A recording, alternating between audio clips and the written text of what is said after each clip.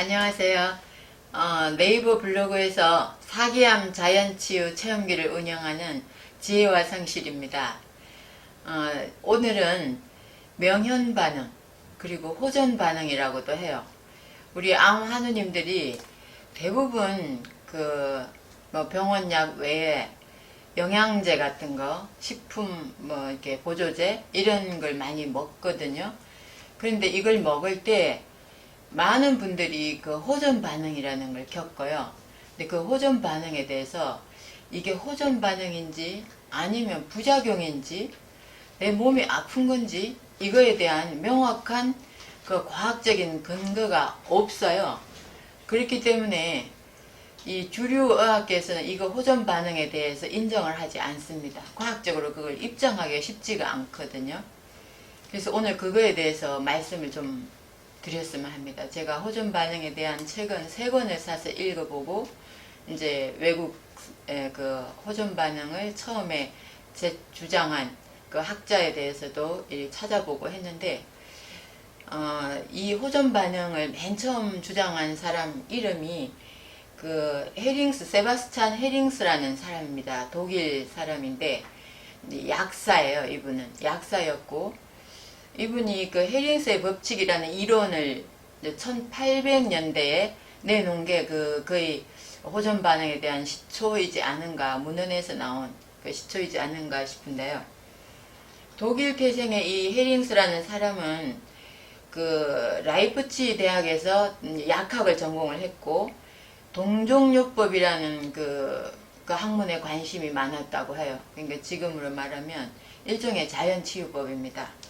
근데 1833년에 미국 펜실베니아로 이주를 해서 그 필라델피아 동종요법 대학에서 이제 약물학과 약학 학장을 역임을 하면서 연구를 지속해서 환자들의 병을 회복하는 과정에서 환자들이 그 과정에서 병이 발생한 것과는 낫는 것과는 반대로 가는 그 과정이 있더라는 걸 이렇게 발견을 하고 이걸 두통이나 몸살이나 무슨 붉은 반점이 난다거나 변비가 있다거나 이런 다양한 그 현상이 나타나는데 이 체험을 하고 난 뒤에 몸이 갑자기 좋아지고 회복되는 그런 사례를 너무나 많이 본 거예요.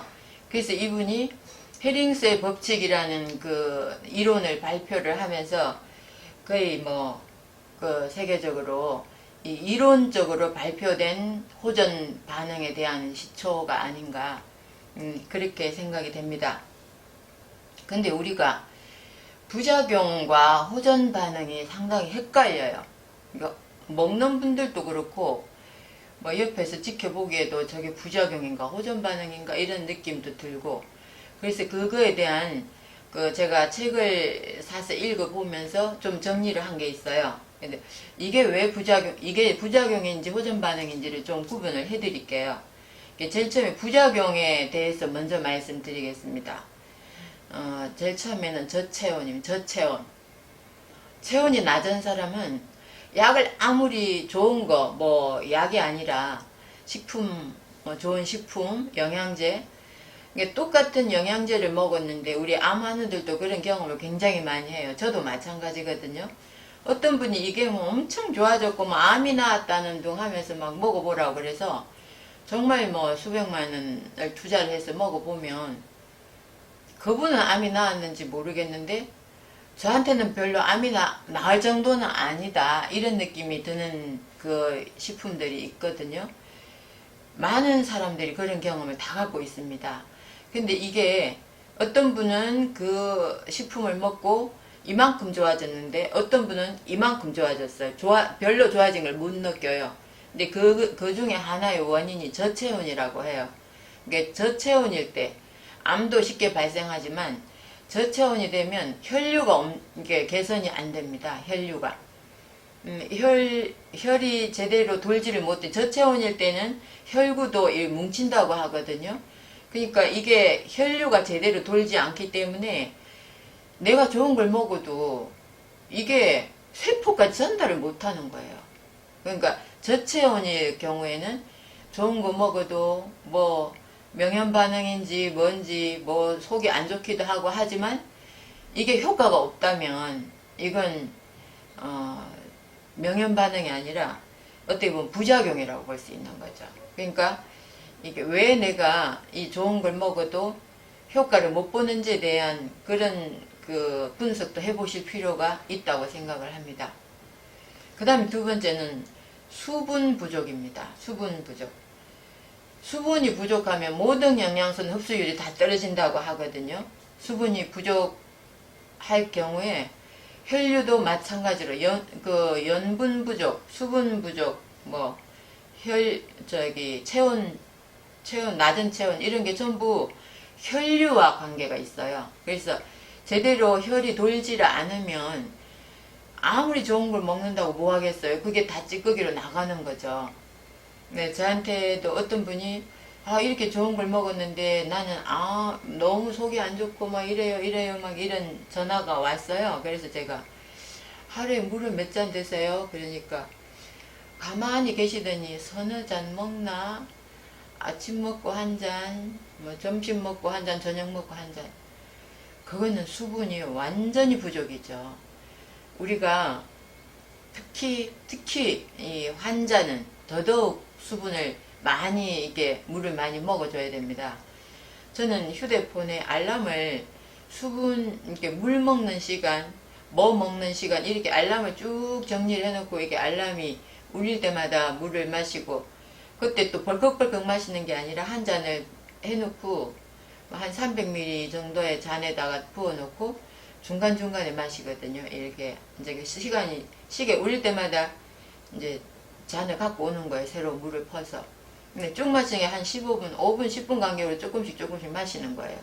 그렇게 해서 하루에 총 먹는 양이 아무리 못 먹어도 2리터 이상이거든요.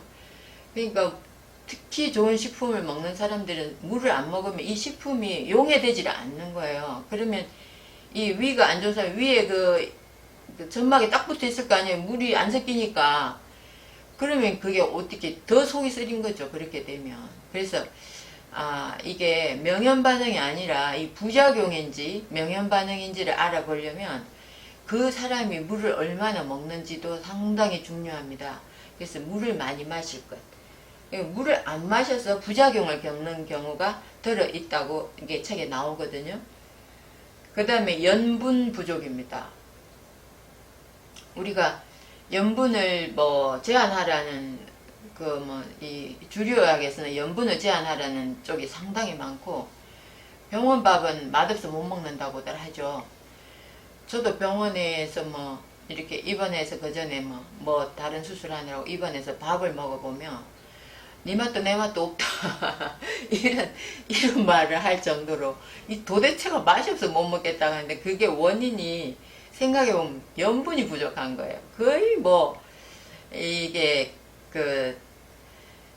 무염식 이런 식으로 주는 거예요. 제가 그 전에 신장을 하나를 이렇게 적출하는 수술을 했어요. 누가 좀 몸이 안 좋아서 이걸 하나를 주는 수술을 했는데 저는 신장이 하나는 멀쩡하단 말이에요. 하나도 멀쩡한 걸 띄었단 말이에요. 그런데도 무염식을 주더라고요. 병원에서. 그래서 내가 도대체 이거 밥이 맛이 없어 못 먹겠다고 항의를 했어요. 그런데 사실 주류의학에서는 염분을 극히 제한하라고 하는데 사실은 대체의학 쪽에서는 염분을 제한해서는 몸이 혈류가 제대로 돌지 않는다. 그리고 몸에 노폐물이 제대로 배출되지 않는다. 이런 이론이 굉장히 많거든요. 근데 염분이 부족해도 이게 내가 먹은 좋은 식품이 제대로 내 몸에서 반영이 안 된다고 합니다. 그러니까 너무 소금을 왕창 먹어도 안 되지만 제한하지는 말아야 되겠다 이런 생각을 합니다. 그래서 염분 부족이 최소한 우리 혈액은 0.9%의 농도의 염분이 있어야 된다고 했고요. 체온 유지에도 필수 염분이 이제 혈류가 돌아야 되니까 이 전해질이거든요. 염분이. 그러니까 쉽게 더 혈액순환이 잘 되고 그 다음에 식품 흡수에도 굉장히 중요한 게 염분이라고 합니다. 근데 삼투압 현상이 우리가 보통 뭐 이런 소금으로 뭐 삼투압 현상이 일어난다, 뭐 우리가 이 김치를 절궜을 때 이게 김치에서 이제 간이 배면서 또 김치의 수분은 빠지고 이게 배추 같은 거 절구면 그렇게 되잖아요. 그래서 이제 힘이 약간 없어지면서 부드러워지는데 그게 삼투압 현상이잖아요. 근데 우리 몸도 마찬가지로 이게 안에 그 밖에 이제 세포 속에 있는 액체하고 세포 밖에 있는 액체하고 이게 서로 왔다 갔다 하려면 삼투압 현상으로 이게 벌어진다고 하고 이런 일들이. 그러니까 그런 걸 생각하면 염분을 너무 제한해서 이게 소화가 더 안 되고 또 좋은 식품을 먹어도 제대로 내 몸에서 반영이 안 되는 거 아닌가 하는 의심을 해보실 필요가 있습니다. 그래서 염분 너무 제한하지 마시라고 저는 주장을 하고 싶어요. 책에서도 그렇게 나오니까요. 그 다음에 또 네 번째는 수면 부족입니다. 수면은 모든 장기가 그 재생, 장기가 잘못된 게 재생을 해야 되고 또 활동성이 보장되려면 수면이 충분해야 됩니다. 그러니까 깊은 잠을 아주 그 잘 시간에, 그러니까 우리가 보통 뭐 12시에서 1시, 2시 이 사이에는 반드시 깊은 잠을 자야 된다고, 건강을 위한다면 깊은 잠을 자야 된다고 하는데 잠을 못 자는 건 암에는 대단히 치명적이라고 저는 생각을 해요. 왜 그러냐면 제가 암 진단을 받기 한 2년 전부터 굉장히 그 투잡을 하면서 잠이 늘 부족했거든요. 그게 암을 급속도로 자라는데 큰 영향을 주지 않았나. 잠이 부족해서 늘 알람을 맞춰놓고 잘 정도였으니까 그런 생각을 하면 특히 우리 암 환우님들은 잠을 충분히 잘 수 있는 그 여건을 만들어야 된다. 저는 그런 생각을 합니다. 잠이 오지 않으면 낮에 좀 활동을 해서라도 낮잠을 좀 줄이고 가능하면 밤잠을 푹 자기 위해서 정말로 제가 어떤 날은 산에 가고 어떤 날은 못 가요. 근데 산에 갔다 온 날은 확실히 잠의 질이 달라요. 그래서 운동은 참 중요하다 이런 생각을 하는데 정말 잠이 부족해서 내 몸의 장기가 제대로 원위치로 이게 잘못된 세포들을 고치고 수리하는 시간이 자는 시간이라고 하거든요. 그러지 못하면 정말 내가 먹는 식품이 또 제대로 실력 발휘를 할 수 없지 않나 이런 생각을 합니다. 그리고 그 다음엔 또 스트레스입니다. 암의 원인이 스트레스라고 하는데 이제 제가 늘 말씀을 드리는 게 아침 첫 소변을 pH 측정기로 한번 재봐라. 이게 한 6.5에서 7.5 사이에 있을 때 암이 쉽게 자라지 않는다고 책에 나와요. 근데 그 책을 보고 제가 소변 측정을 했을 때 제가 거의 뭐 한 5, 6개월 자연식만 하고 정말 좋은 것만 먹고 하면서 제가 암을 이겨내기 위해서 자연치유를 하면서 5, 6개월 지났을 때 그 책을 처음 봤고 그 책을 보고 소변 체크를 하기 시작한 건 이미 그 5, 6개월 지난 뒤였기 때문에 나는 지금 상당히 내 몸은 알칼리화 돼 있을 거야 생각을 했는데 자만이었어요. 보니까 5.6인가 나왔어요. 그러니까 이미 이제 암에 걸릴 정도, 암에 쉽게 오는 그 폐하 농도는 4대 4. 그러니까 4.8, 4.6 이렇게 처음에 암 진단을 받은 사람의 소변을 체크해 보면 그 정도 나옵니다. 그리고 상당히 노력해서 6개월, 8개월 이렇게 지나도 5점 얼마에서 잘 안 올라가요. 굉장히 그걸 올리는데 굉장한 노력을 했는데 그 노력을 이제 하다가 스트레스를 받는 날, 이제 제가 저만 그런 그 경험을 한 게 아니라 많은 암 환우들하고 얘기를 해보면 이게 계속 체크를 하면서 어떤 분들은 매일매일 그 일지를 다 적어요. 오늘 물을 얼마 먹었고 아침에 폐하 얼마였다 이런 거 일지를 다 적는 분들이 있어요. 그분들하고 얘기를 해보면 갑자기 5대로 뚝 떨어진 날이 있어요. 6.5, 7 이 선에서 왔다 갔다 하다가 그래서 뚝 떨어진 날 보면 스트레스를 왕창 받은 날이라고 다 그렇게 얘기를 해요. 그러니까 우리가 스트레스를 받으면 이 혈구가 또 뭉친다고 하거든요. 그리고 스트레스를 받았을 때 혈액은 과산성이 된다고 그래요. 갑자기. 이게 과산성이 되면 혈구가 뭉치는 거예요. 그래서 스트레스를 받을 일이 많은 사람은 좋은 식품을 먹어도 효과가 없는 거죠. 그러니까 물론 뭐 좋은 식품에서 누구는 뭐 셀레늄을 먹는다, 누구는 뭐 주사를 맞는다, 누구는 뭘 한다.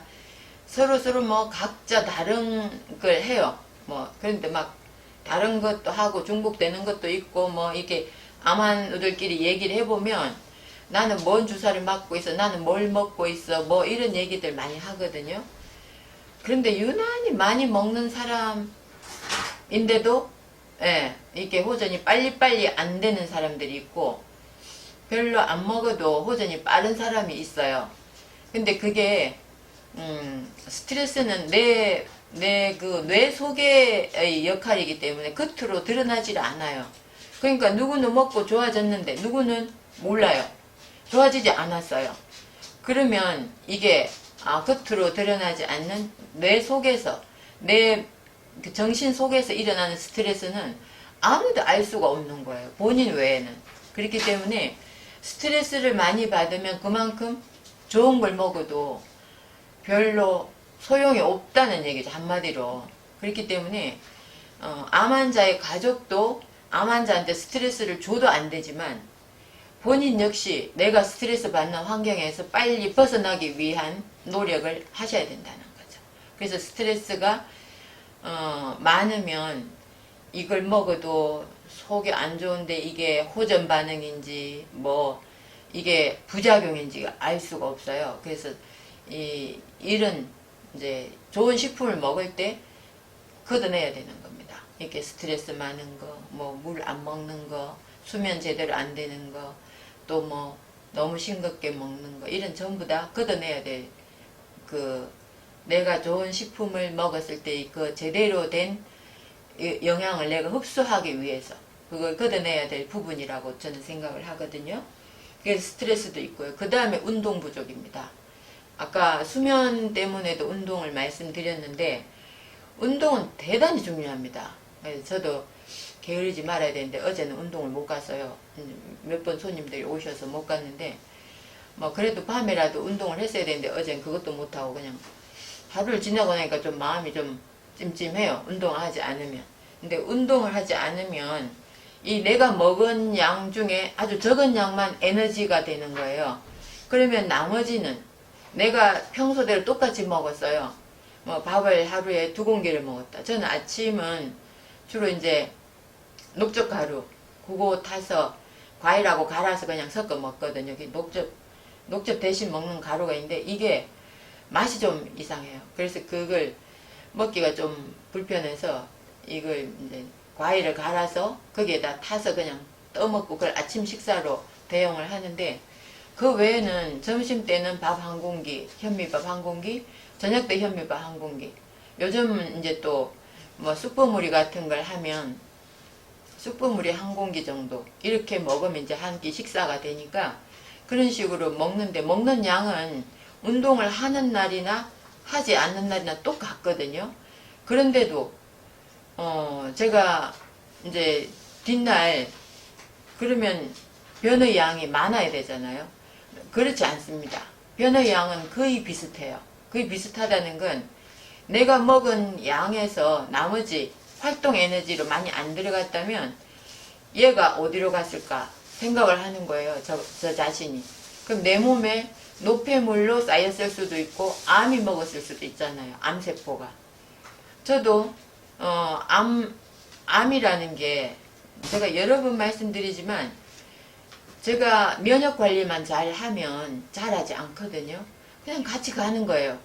근데 만약에 내가 먹는 거, 스트레스 관리 이게 잘 안 됐을 때는 면역관리가 안 된다는 뜻이거든요. 그러면 암이 자랄 수 있다는 뜻이죠. 그렇기 때문에 이 먹는 거, 운동 이걸 늘 신경을 써야 됩니다. 그러니까 뭐 그게 참 어떻게 보면 우리가 참 못된 병을 만난 거야. 암이라는 게 못된 병을 만났을 수도 있어요. 그러니까 이걸 늘 신경을 쓴다는 그것 자체가 또 어떻게 보면 그것 때문에 내가 건강을 늘 유지할 수도 있는 거예요. 오히려 내가 모르고 그냥 완전히 그냥 어느 날 갑자기 뭐 확 이렇게 쓰러지지 않잖아요. 암이라는 건. 내가 늘 관리만 하면 늘 그렇게 가는 거예요. 그러니까 건강을 유지하기에도 좋지만 건강에 좀만 신경 안 쓰면 다시 암이 올라올 수도 있다. 그러니까 뭐 항암을 하신 분이든 암 수술을 받은 분이든 일단 한번 암 환자는 늘 신경을 쓰지 않으면 재발전이에서 자유로울 수가 없습니다. 그렇기 때문에 늘 이렇게 운동을 해야 되는 건 내가 먹은 음식에 에너지를 내가 쓰는 거죠.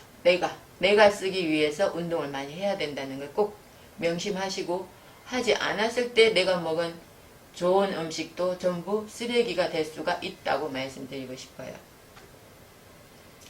그래서 이렇게 6가지를 제가 말씀을 드렸는데, 우리가 뭐 식품을 먹으면서 디톡스 식품이라고 많이 뭐 홍보도 많이 하고, 디톡스 식품이 한두 가지가 아니에요. 시중에 나와 있는 게. 비싼 거는 뭐 정말 한 달치 뭐 600만 원어치도 있더라고요. 800만 원어치도 봤어요. 그런데 비싼 게 좋은 건 아닙니다. 저는 그렇게 생각을 하거든요. 근데 우리 몸에서 디톡스의 가장 기본은 뭐냐? 그거는 물과 운동이라고 해요. 물과 운동.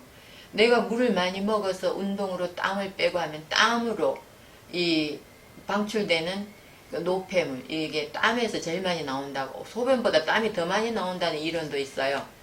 그렇기 때문에 디톡스의 기본을 내 몸에서 하면서 디톡스 식품을 먹는 게 더 낫지 않을까, 저는 그런 생각을 합니다. 무조건 비싼 거라고 좋다고 생각하시는 건 착각이라고 저는 생각을 해요.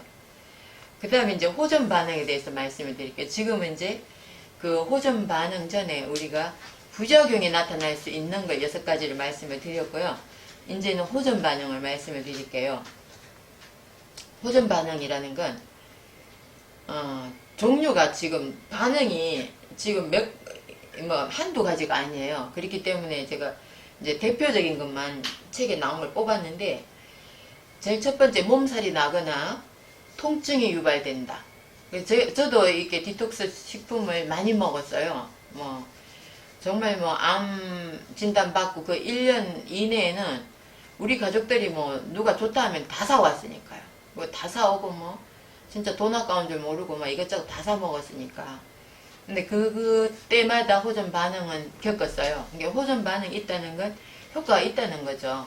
근데 어떤 때는 이런 데가 아프고, 또 하루 아프고 뒷날 개운하다가 며칠 있다 또 여기가 아프고 그래요. 정말 신기할 정도로. 저는 더 신기했던 건 머리가 아프다가 귀가 아려서 밤에 잠을 못 잔 일이 있었어요. 이제 디톡스 식품을 먹으면서 귀가 아려서 잠을 못 잤는데, 저는 귀앓이를 한 번도 안 해봤거든요. 근데 귀가 아려 잠을 못 잔다는 게 이 귀쪽 귀쪽 혈관에 막힘이 있기 때문에 이걸 뚫으라고 그렇게 아린 거래요. 근데 그게 아려서 잠을 못 잤는데, 새벽녘에 잠을 아주 깊이 잤는데 한 3시간 잤는데 뒷날 너무나 개운한 거예요, 몸이. 그래서 이런 호전 반응도 있구나, 이런 걸 느꼈는데, 이게 통증을 유발하고, 그 다음에 두 번째는 몸이 뜨거워지고 땀이 난다, 이런 호전 반응도 있고요. 그 다음에 세 번째는 졸음이 오고 나른하다, 이런 것도 있고, 네 번째 몸이 붓거나 부종이 생긴다, 이런 호전 반응도 있습니다. 그 다섯 번째는 변비나 설사, 혈변이 나오는 경우도 있다고 합니다. 그 다음에 여섯 번째, 방귀가 자주 나온다. 일곱 번째는 소변에서 거품이 나오거나 색깔이 좀 이상하다. 저는 그 전에 디톡스 식품 먹었을 때 보니까 소변에서 색깔도 이상하고 냄새가 정말, 제가 아직까지는 말씀은 안 드렸지만 요요법이라는 것도 해봤거든요. 요요법은 자기 자신의 소변을 마시는 거예요. 근데 이 인도의 아유르베다 의학에서 요요법에 대해서 굉장히 강하게 강조를 하고 있어요. 우리나라에 자연의학을 하시는 많은 원장님들도 지금도 요요법을 한다고 말씀하시는 분들도 계세요. 근데 그 요요법을 하다가 이 디톡스 식품을 먹었더니 세상에 소변에서 뭐 정말 입에 넣었다가 바로 토했어요. 너무 냄새가 지독해서. 그러니까 이 소변으로 내 몸에 있는 노폐물이 막 빠져나가는 거예요. 그런 걸 제가 겪어보고 디톡스는 확실하구나 이런 걸 생각했는데, 그러기 전에 요리법을 할 때는 정말 뭐 우리끼리 이 소변 맛이 뭐 현미차 맛이야 고소해 이렇게 뭐 얘기하면서 뭐 요리법 하는 사람들끼리 얘기를 하고 그랬는데, 이게 식품에 따라서 그렇게 내가 먹는 식품에 따라서 달라져서 제가 디톡스 식품을 쭉 지금까지 먹고 있는데, 그 먹은 이후로는 요리법을 못해요. 냄새, 그때 한번 질려버린 냄새 때문에 감히 접근을 못하고 있습니다.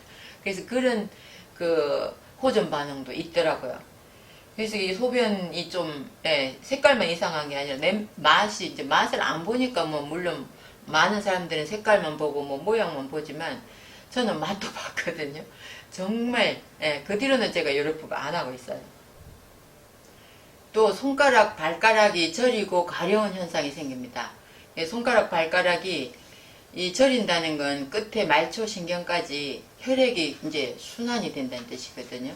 그래서 혈액이 안 가다가 가면 저릿저릿하고 가렵기도 하고 그렇다고 해요. 그리고 눈이 충혈되고 눈곱이 생긴다. 또 피부가 발진이 일어나거나 두드러기가 생긴다. 저도 여기 막 피부 발진 엄청 많이 겪었어요. 근데 두드러기는 안 겪었는데 그런 현상은 저도 겪어봤거든요. 그 다음에 몸에서 심한 냄새가 난다. 이건 저도 겪어봤어요.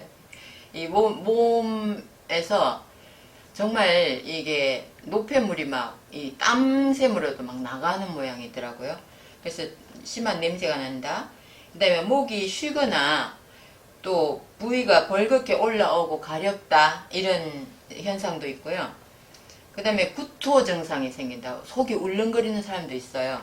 그 다음에 심장이 두근거린다. 또 기침이나 가래가 나온다. 이게 기관지가 안 좋은 사람은 막 처음에는 엄청 많이 나온대요. 그러다가 깨끗해진다고 하는데 저는 아직 그런 건 안 겪어봤습니다. 이게 잠이 안 온다 이러는 사람도 있고요. 그 다음에 갈증이 생긴다. 내가 막 계속 물이 먹힌다. 또 당뇨, 혈압, 간, 콜레스테롤 이런 걸 이제 갖고 계신 분들은 이게 일시적으로 높아집니다. 특히 간 수치가 올라가는 경향이 있는데, 이 간 수치가 올라가는 게 계속 지속되면 이거는 그 부작용일 수 있어요. 그런데 이걸 먹는 동안 일시적으로 딱 올라갔다가 확 떨어지는데, 이게 원인은 우리 몸에서 나쁜 그 노폐물이 혈액 속으로 다 나와 있다고 그래요. 처음에 먹을 때. 그래서 일시적으로 간 수치가 올라간다는 얘기를 하면서 제가 그 전에 먹었던 디톡스 제품은 그 사장님이 그 간 수치 올라갈 거니까 미리 알고 계셔라 이런 얘기를 하셨거든요. 근데 결국은 시간이 지나니까 간 수치가 오히려 또 떨어지는 걸 제가 경험을 했거든요. 그래서 이런 게 우리가 호전 반응과 부작용을 면밀히 관찰하면서 이걸 알고 먹을 필요가 있다는 거죠. 이게 뭐 부작용인데 호전 반응인 줄 알고 계속 먹어도 안 되는 거죠. 그건 또 위험한 거죠. 그러니까 그런 구분이 뚜렷하지 않기 때문에 상당히 좀 저는 나름대로 책을 보고 공부를 많이 한다고 했습니다. 그래서 이런 강의가 우리 암하느님들이 암하느님들 아니더라도 요즘 미병 상태의 건강하지도 않고 병이라고 인정받지도 않는 그 중간 단계가 미병 상태라고 하더라고요. 그 현대인들이 대부분이 미병 상태라고 해요. 그래서 이런 상태에서 건강기능식품이나 이런 거 좋은 걸 먹었을 때 이런 현상이 나타나는 거에 대해서 좀 적당히 구분할 필요가 있고, 제대로 그 호전 반응인지 부작용인지를 알려면 아까 제가 말씀드린 그 부작용이 나타날 수 있는 6가지를 잘 따지면서 그걸 해결하면서 드셔야 된다 이렇게 말씀을 드리고 싶어요. 그리고 호전 반응이 나타나긴 나타나되 그 시간 언제 나타날 것이냐, 또 그 기간이 얼마나 지속될 것이냐, 이것도 사람마다 달라요. 근데 이게 이제 전문가들이 여러 책에서 이렇게 봤을 때 전문가들이 얘기하는 게 중증 환자와 경증 환자 이런 거에 따라서 달라요. 그리고 만성 질환자와 또 급성 질환자 이거에 따라서 다르거든요. 그걸 지금 말씀을 드릴게요.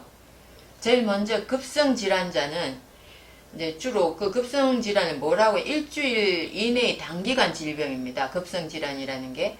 근데 여기 주로 어떤 질병이냐면 감기, 몸살, 급성 기관지염, 급성 충수염, 맹장염이라고도 하죠.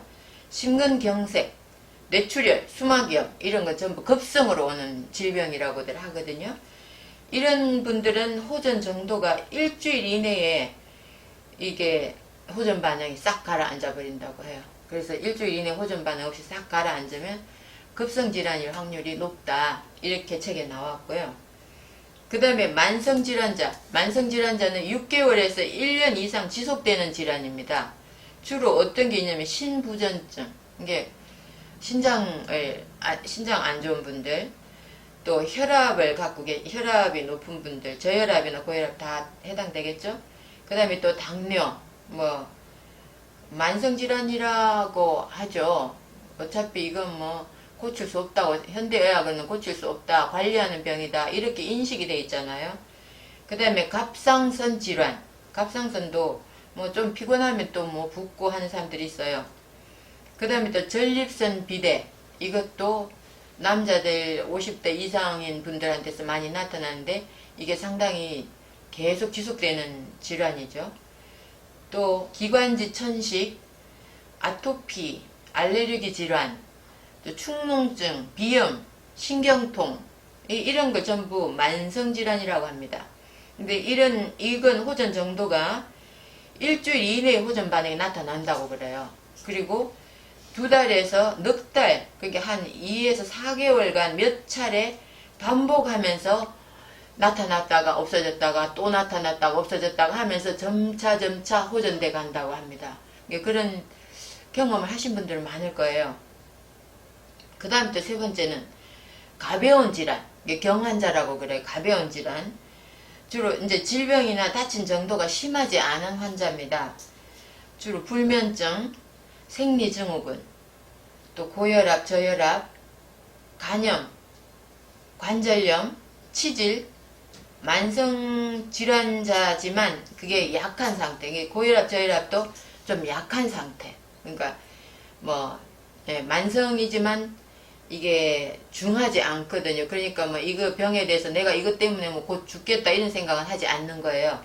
그런 병은 호전 정도는 2, 3일 후부터 호전 반응이 나타나는데 3에서 6개월간 몇 차례 이것도 반복되면서 점차 호전되더라. 그게 이제 주로 임상에서 본 내용을 그 정리를 해 놓은 것 같아요, 책에는.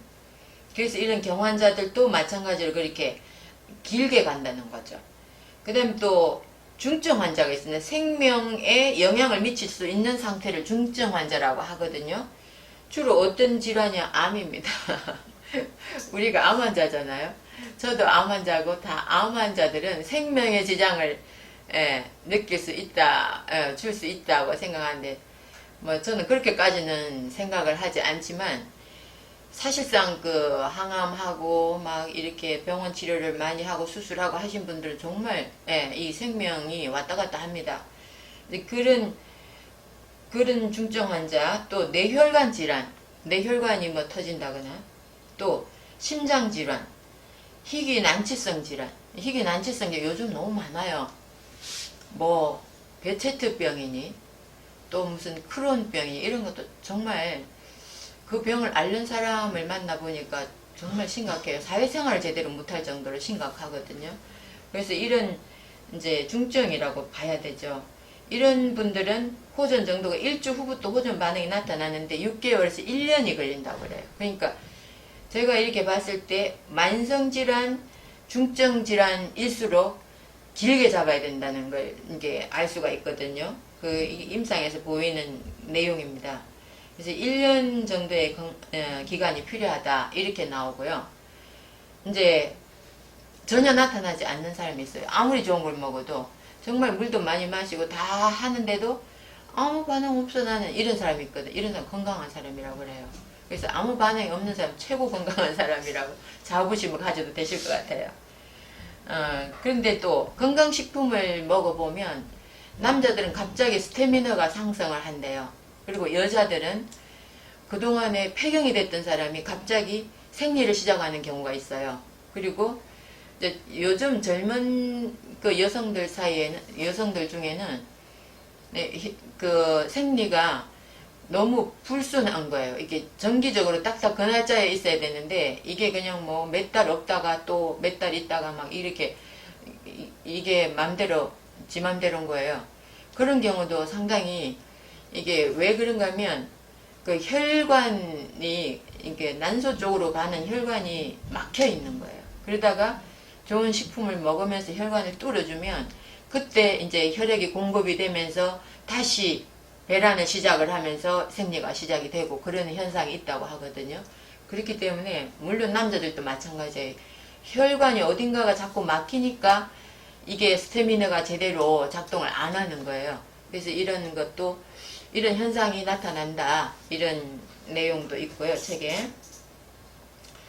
그 다음에 또 호전 반응은 우리가 정말 이게 호전 반응인지 뭐 부작용인지 이걸 정확히 구별할 필요는 있지만 두려워할 필요는 없다고 생각을 합니다. 왜 그런가 하면 호전 반응이 있다는 건 내 몸이 좋아지기 위해서 그 뭔가가 작용을 한다는 뜻이거든요. 그래서 우리가 이런 호전 반응은 즐겨야 된다. 즐겁게 생각하면서 뭐 식품을 먹으면서 이게 호전 반응인지 부작용인지는 구분을 하되, 호전 반응이 나타날 때는 즐겁게 생각하면서 식품도 섭취하자, 그걸 말씀드리고 싶습니다. 감사합니다.